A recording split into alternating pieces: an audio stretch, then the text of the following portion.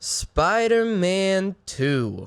Woo! What a wild wide. What a wild wide. What a wild ride. Yes, there are some problems, and that freaking suit at the end, if you know, you know.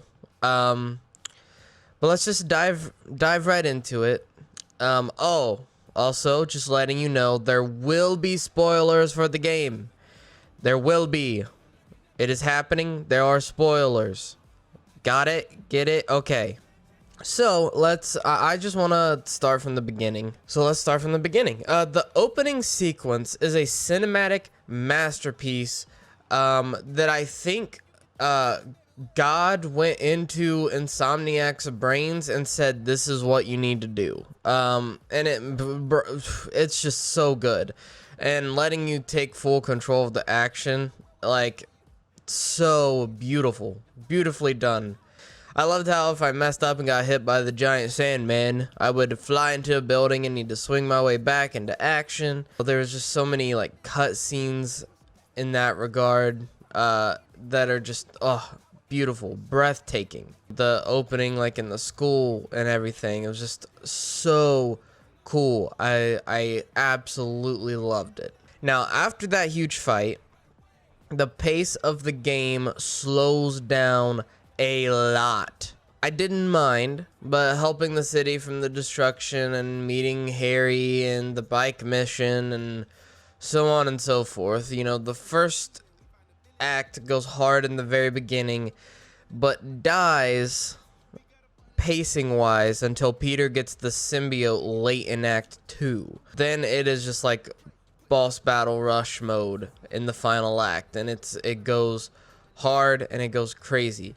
You know, it gives off some Web of Shadows vibes, it gives off some OG Spider-Man 2 vibes, it gives off some Ultimate Spider-Man vibes. It's basically an accumulation of all previous Spider-Man games wrapped in a very, very neat package. However, as I was able to take this month and kind of stew over the game, I realized a couple problems that I had with it. And they're all three of these problems that I have are kind of interconnected with each other. Let's just start off with Peter, okay, as the first one, okay? I understand that they're setting up Miles as the main Spider-Man in the universe. I'm totally fine with that.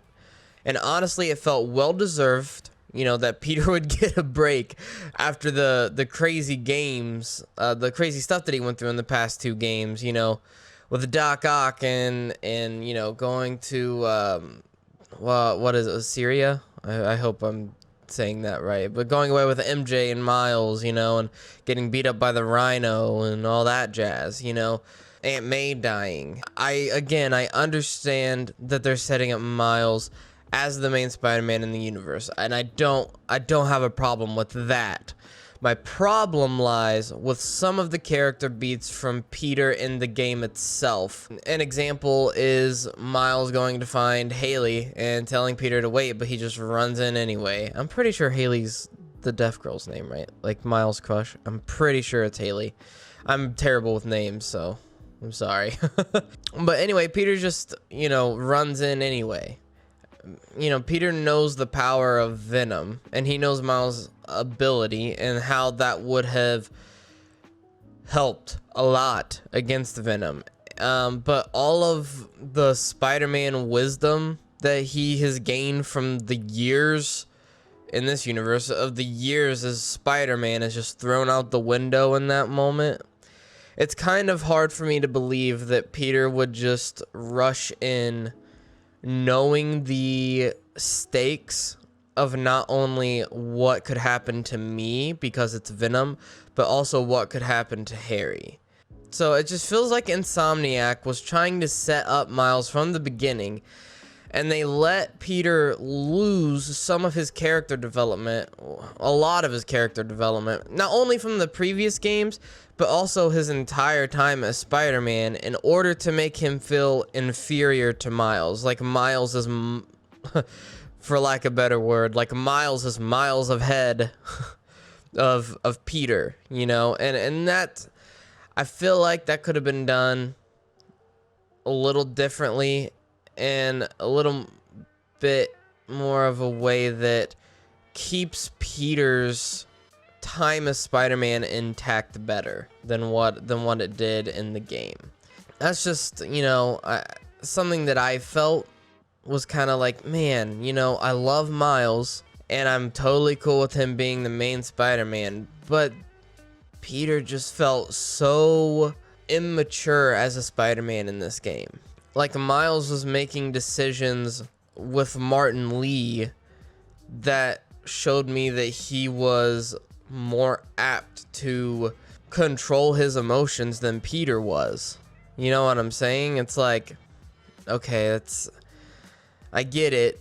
You want Miles to come into his own, but I feel like you didn't have to drag down Peter in order to have that. The second thing, we'll move on to the second thing. That's kind of all I have to say about Peter. The second thing is Kraven. Don't get me wrong, this is probably the best rendition of the character we've ever seen at all, you know? I like his premise. However, they kill off the Sinister Six to make us feel like Kraven is a formidable foe, only for him to die super easily at the hands of Venom. So in terms of that, I feel like they wasted Kraven a little bit, while also completely throwing out a majority of the popular rogues gallery in order to make him feel like some sort of serious threat. It made their deaths feel even more meaningless to me, and it undercut a lot of Kraven's development as well. The concept of him dying and wanting someone to best him in battle instead of being taken out by his illness is a cool concept. However, I think it would have been more impactful to see him become afraid of the death that he had wanted the whole game. So coming face to face with Venom at the billboard and having a contingency plan and being like, no, this is not what I wanted. So like, he gets beat, but he has an escape plan because deep down he knows that he just needs to survive, if that makes sense. Because it feels weird to me that he tries so hard in every other fight throughout the game, but his fight with Venom seems like he's just ready to die. Like, it doesn't seem like he's putting his all into it as much as he did when he fought Spider-Man as Venom. You know what I mean? That's my thought on Kraven. Just because I understand that Kraven is hard to do, but I feel like Kraven himself, along with the Sinister Six that he killed, is kind of just wasted now. Okay, the third thing. We'll move on. We'll move on from Kraven. The third thing, MJ missions. Oh, brother. They're back, baby. They're back. Okay, look. All right. I actually like these missions a lot more than the first one. They are at least fun now, and they don't destroy the pacing like the first one. And to be honest, like, going back to the first one, like, I replayed the first one this year and beat it again, and they aren't as bad, especially when you get the taser. They aren't as bad as I remember them being. But they did kind of slow down things right in the middle of some pretty high points. And this one, you know, these MJ missions at least don't do that. They're at least fun, and they don't destroy pacing. Even you know, in the final mission, you're playing as MJ, and it's still hype as heck, you know. However, MJ missions, they do break immersion. You know, going from the more grounded stories of the first two games to MJ getting shot with an arrow and still being able to take down top tier hunters that even Spider-Man has to punch a few times, and she just like, you know, like, it's kind of hard to look past.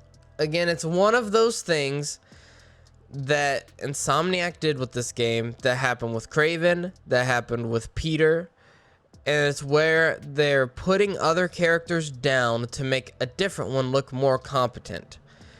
And for me, that just hurts the other characters. It hurts their development.